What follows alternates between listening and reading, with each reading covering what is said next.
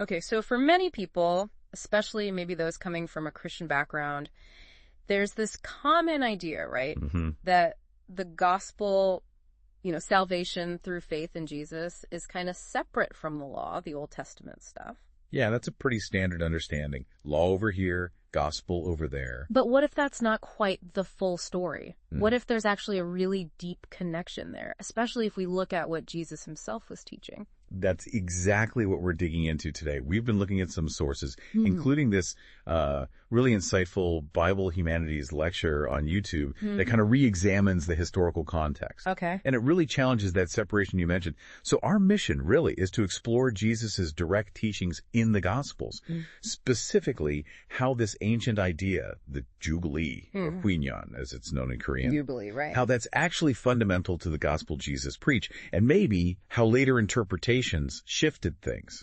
It's a bit challenging, isn't it? Because that believe and be saved message is so strong. It is, yeah. And a lot of that comes from Paul's letters, emphasizing faith for the early churches. Right.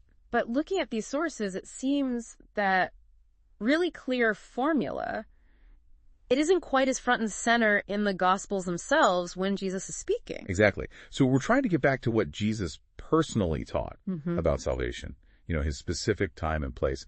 What did he see as the path? Not just maybe belief for an afterlife, but the restoration of life right here, right now, for people, for community. Restoration, And a huge clue, maybe the clue, is in Luke chapter 4. Right at the start of his ministry, Jesus reads from Isaiah and talks about proclaiming the year of the Lord's favor. The year of the Lord's favor, I remember that passage. And that phrase is a direct pointer to the Jubilee. Now, the crucial thing here is Jubilee wasn't just some religious holiday. It was way more radical than that. How so? Well, it was a concrete system baked into the law designed for total social reset, canceling all debts. Wow, all debt. Yeah. Freeing slaves, returning land that had been sold back to its original family owners. It was about hitting pause and restoring justice, restoring community, bringing things back into balance. So it was an actual system for fixing things societally, not just, a nice idea or a ceremony. That definitely reframes it for me. Right. And that connects to Jesus saying, I haven't come to abolish the law, but to fulfill it. Exactly. That's a key insight from this analysis. Fulfilling the law, seen through this Jubilee lens, isn't about meticulously following every single rule in isolation. Okay. It's about enacting the spirit of the law, its core purpose, which is justice, restoration, community well-being, the very things Jubilee aimed at. It connects the spiritual teaching to real-world practical action. So fulfilling the law means living out its heart, which is this Jubilee spirit of justice and restoration. That's the argument, yeah. And think about how that changes how we read some famous stories, like the rich young ruler. Oh, yeah, the guy who said he kept all the commandments. Right. He says, I've done all this since I was young. But then Jesus tells him, sell everything you have and give to the poor. What sounds like just, be more charitable. But maybe it's much more specific. If Jubilee is about wealth redistribution and restoring economic balance, Jesus' command isn't just about charity, it's a direct challenge.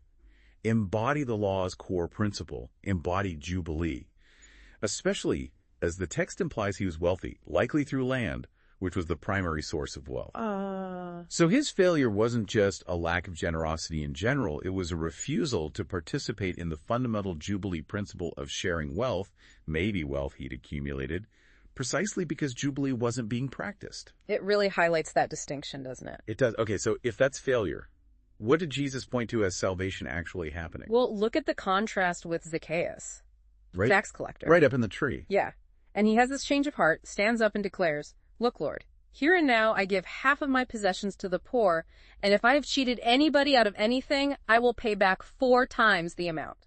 Okay, that's pretty radical restitution. Exactly. And what's Jesus' immediate response? Today, salvation has come to this house. Wow. He directly links salvation arriving to that act of economic justice, that Jubilee-like action, making things right, giving back, sharing wealth. The act itself is the arrival of salvation, of restoration in that moment for that household. It's incredibly direct. That's powerful. And doesn't this also connect to what we see in the early church, in the book of Acts? Absolutely. Acts describes them selling property and possessions, giving to anyone as they had need. holding things in common. Yeah, that communal living. The sources we looked at really highlight this as, again, a concrete example of the Jubilee spirit in action. It's that same principle of sharing resources, ensuring community well-being. And didn't Acts say something about how other people reacted? Yes, that's a fascinating detail. It says they were enjoying the favor of all the people.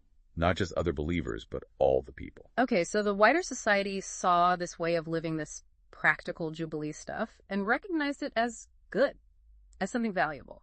It suggests these principles of communal care and economic justice resonated beyond just their religious group. They were seen as fundamentally good, maybe universally appealing. It wasn't just some weird internal church rule.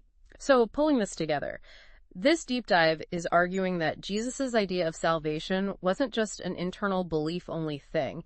It was deeply, intrinsically tied to living out this active, justice-focused, community-building spirit of the Jubilee. It's a much more integrated picture than we often get, yeah. But what does that mean for Christian history? If this practical justice side was maybe sidelined a bit later on. That's the really critical question the analysis raises. Did history, in some ways, drift from Jesus' original emphasis?